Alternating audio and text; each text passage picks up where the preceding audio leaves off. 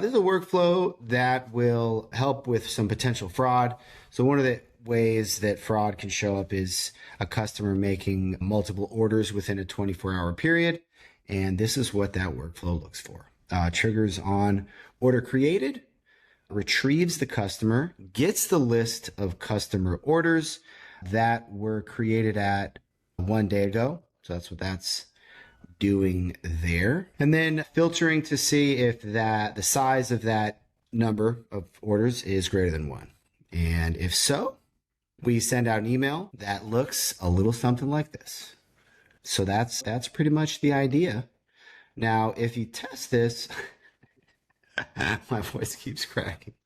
If you test this on any particular order, it should generally not pass that filter because it's not going to find orders in the last 24 hours, a customer with multiple orders. So one way to just tweak this for testing is just change this to 100 days ago, something like that, and run it again.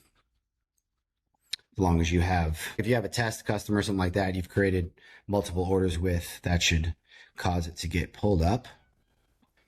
There we go. And let's, what email did it send to? Because normally I type this email field in manually, but I wanted to use this actual placeholder email. Okay, so that's the email it sent it to. But depending on how your store is set up, that could be some email that you're not checking, like an info at something type of deal. So what's the subject line?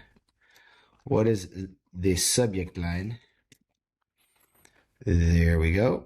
And that's the thing there. So looks like we're trying to do markdown here, but it's not quite working.